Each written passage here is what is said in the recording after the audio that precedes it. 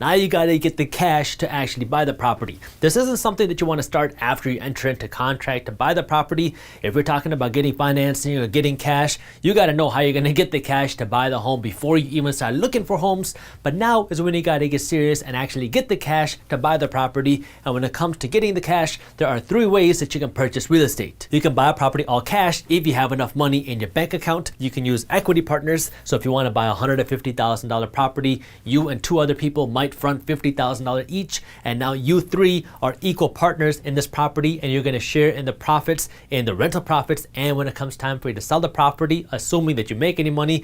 And then you can use debt, where you can borrow money and pay this money back plus interest. And the way you can get this debt is through a bank, or you can do a land contract, which is when the seller of a property gives you the cash to buy their home. If you're like most people and you don't have all the cash in your bank account to buy a property, then you're going to have to do one of these 2. And these are 2 things that you want to start preparing for before you actually start looking at properties, because you want to make sure you have the cash ready when it comes time to actually close. Like if you're going to go get debt and you want to borrow this money from a bank, your bank is going to want to see your income statements for at least the past 2 years so they can see that you have stable income. They're going to want to look at your credit score. If you want to get the best rates, you want to have a minimum of a 760 credit score, and they're going to want to see your experience and your reputation. So the bank wants to see that you are a safe investment for the bank's money. A land contract, on the other hand, is when you want to buy this property right here and you tell the seller, okay, I want to buy this $150,000 property, but I can't qualify for a loan. Either I don't have a good credit score, or I don't have enough income to show the bank, or whatever. I can't qualify for a loan from the bank.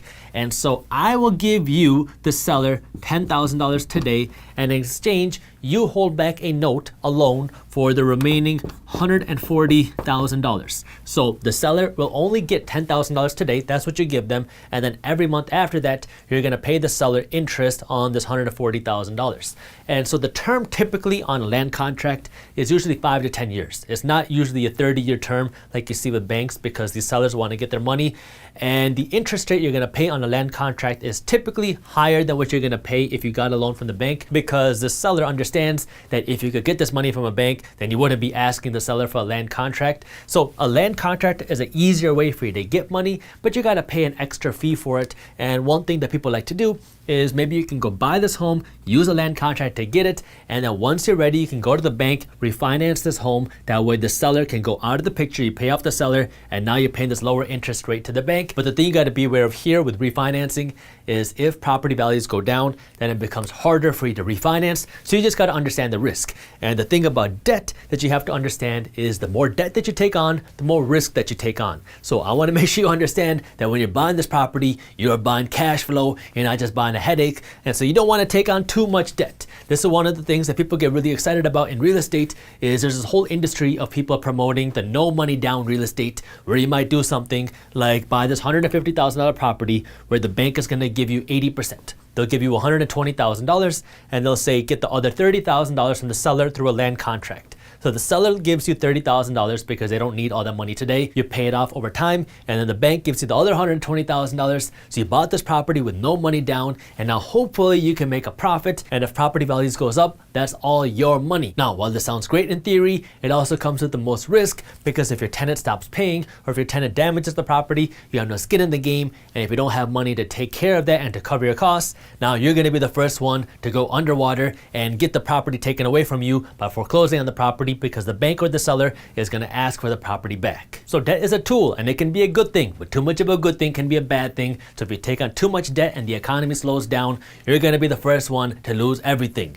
Now, if you come to equity, this is where now you're going to have partners in the deal. There's a couple ways that you can do this. In some instances, you're going to see that you have doctors or attorneys, these high-income people who might have a lot of money but don't have the time to go and invest in the property. You can go to these people and say, hey, give me 15% equity in a deal and we'll work on deals together. So you go out, you find the properties and you manage them and you make sure that they're profitable. And this cash provider, this rich person, is getting 85% of all the profits. You get 15%. So you're managing the deal. You don't have to put in any of your own cash cash, but you get 15% equity. Or the alternative is you find a couple partners, you want to buy this $150,000 home, you all put in $50,000 each, you're equal partners in this instance, and so every time you make profit with your rent, you guys split the profit, 1/3, 1/3, 1/3, and when it comes time for you to sell the property, you share the profits, 1/3, 1/3, 1/3. You can compare that to debt, where in this instance, let's say this property sells for $1 million.